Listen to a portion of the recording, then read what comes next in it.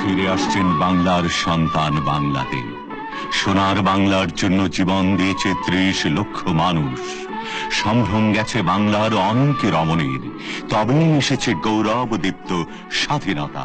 ২১ দফা, ৬ দফা, ১১ দফা পার হয়ে ১ দফা বাংলার স্বাধীনতা। বাংলার মানুষের ঢল নেমেছে যুদ্ধ বিধ্বস্ত দেশের ভাঙাচোরা বিমানবন্দরের সবখানে। আসছেন মহান নেতা, যার অহংকারে উজ্জ্বল বাঙালি। তিনি আসছেন আবারও বৃদ্ধ বনিতার মুজিব ভাই ফিরে আসছেন। মৃত্যুকে তুচ্ছ করে বাংলার চর্যাপদের কাল থেকে নজরুলের কাল পর্যন্ত বিস্তৃত বাংলাদেশের প্রকৃত মানুষটি ফিরে আসছেন।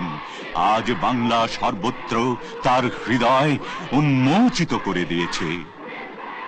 ওই ওই যে এলো আকাশ পাখি, নিয়ে আসছে বাংলার বন্ধুকে, জাতির জনক বাংলাদেশের রাষ্ট্রপতি শেখ মুজিবুর রহমানকে। প্রিয় নেতা, আমরা তোমারই আগমনের জন্য অহোরাত্র প্রার্থনা করেছি। তুমি আসবে বলে আমরা ২ চোখের ঘুম তাড়িয়ে রেখেছি দীর্ঘ ৯ মাস। তুমি এসেছ, আমাদের স্বপ্ন, আমাদের প্রার্থনা সার্থক হয়েছে। তুমি এসেছ, পরম করুণাময়ের কাছে আমাদের আবেদন মঞ্জুর হয়েছে।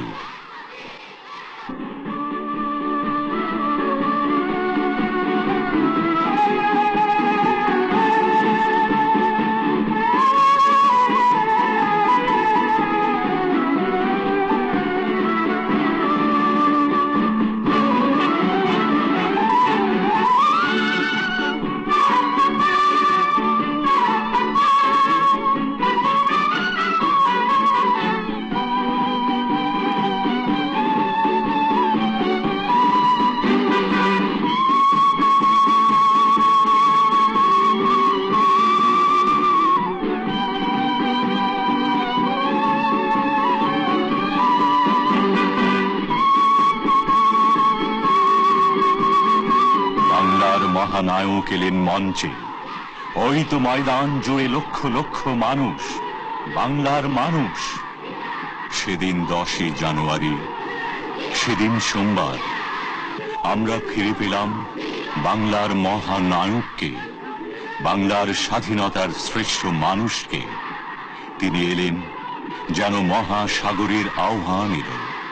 তিনি এলেন যেন ১০০০ বছরের বাংলা এলো।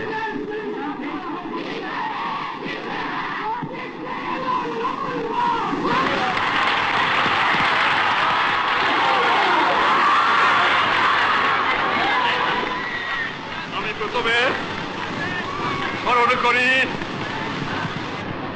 আমার বাংলাদেশের ছাত্র, শ্রমিক, কৃষক, বুদ্ধিজীবী, সিপাহি, পুলিশ, জনগণকে, হিন্দু মুসলমানকে হত্যা করা হয়েছে।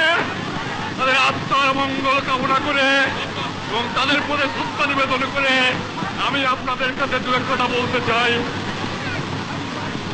আমার বাংলাদেশ আজ স্বাধীন হয়েছে, আমার জীবনের স্বাদ আজ পূর্ণ হয়েছে, আমার বাংলার মানুষ আজ মুক্ত হয়েছে।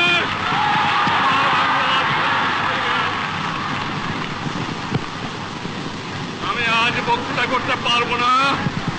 বাংলার ছেলেরা, বাংলার মায়েরা, বাংলার কৃষক, বাংলার শ্রমিক, বাংলার বুদ্ধিজীবী কিভাবে সংগ্রাম করেছে।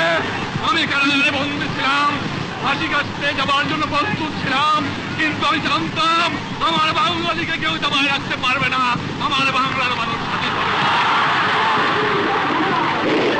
আমি আমার সেই যে ভাইয়ের আত্মাহুতি দিয়েছে, শহীদ হয়েছে, তাদের আমি শ্রদ্ধা নিবেদন করি, তাদের আত্মার মাগফিরাত কামনা করি।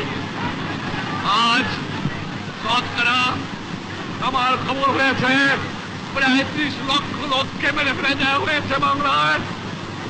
দ্বিতীয় মহাযুদ্ধেও এবং প্রথম মহাযুদ্ধেও এত লোক, এত সাধারণ নাগরিক মৃত্যুবরণ করে নাই, শহীদ হয় নাই, যা আমার এই ৭ কোটি বাংলাদেশে হয়েছে।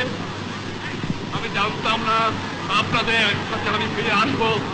আমি খালি একটা কথা বলেছিলাম, তোমরা যদি আমাকে মেরে ফেলে দাও আমার আপত্তি নাই, মৃত্যুর পরে আমার লাশটা আমার বাঙালির কাছে দিয়ে দিও, এই একটা অনুরোধ তোমাদের কাছে।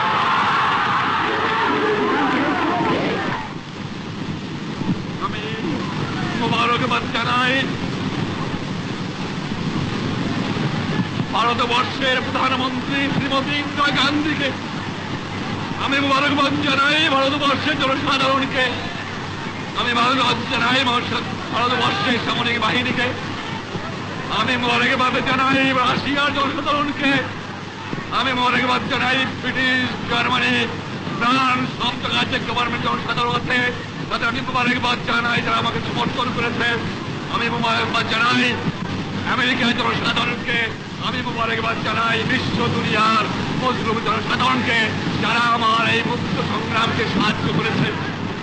তবে মনে রাখা উচিত, বাংলাদেশ স্বাধীন সার্বভৌম রাষ্ট্র, বাংলাদেশ স্বাধীন থাকবে, বাংলাদেশকে কেউ দমাতে পারবে না।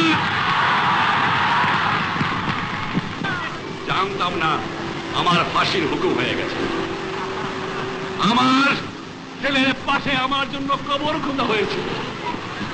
আমি প্রস্তুত হয়েছিলাম, বলেছিলাম আমি বাঙালি, আমি মানুষ, আমি মুসলমান, একবার মরে দুইবার মরে না। আমি বলেছিলাম আমার মৃত্যু আসে থাকে যদি আমি হাসতে হাতে যাব, আমার বাঙালি জাতকে অপমান করে যাব না, তোমাদের কাছে ক্ষমা চাইব না। এবং যাবার সময় বলে যাব, জয় বাংলা, স্বাধীন বাংলা, বাঙালি আমার জাতি, বাংলা আমার ভাষা, বাংলার মাটি আমার স্থান।